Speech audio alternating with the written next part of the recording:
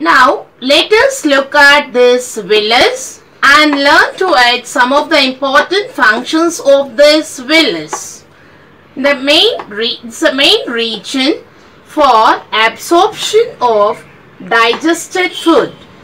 The food, when it is digested, is being oxygenated and it is easy for absorption for the blood vessels.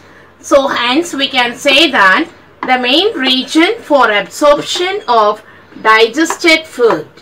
The main region is present in this villus or present in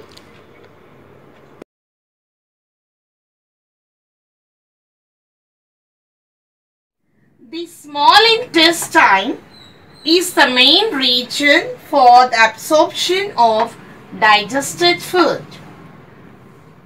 The small intestine is the main region for absorption of digested food.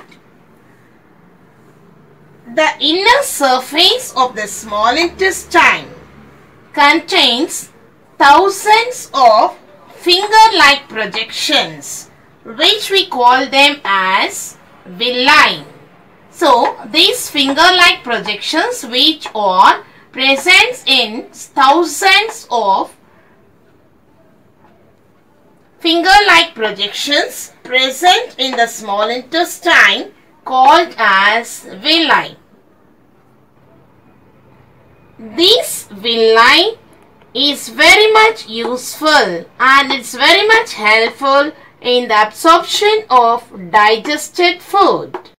Hence, we can conclude that the inner surface of the small intestine contains thousands of finger-like projections called as villi.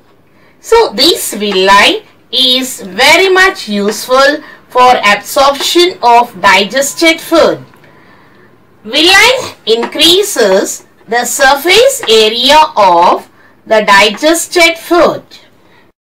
These villi present in the small intestine increases the surface area so that the food retained in the folds can remain longer, thereby enhancing absorption. So the digested food retains for a longer time and also it enhances for absorption.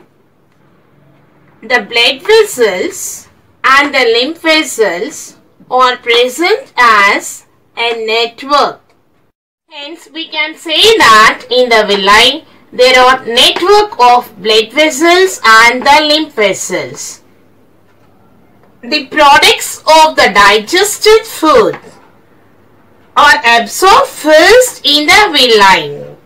The products of the digested food are firstly absorbed in the villi and from there it enters to the blood vessels and then to the lymph vessels.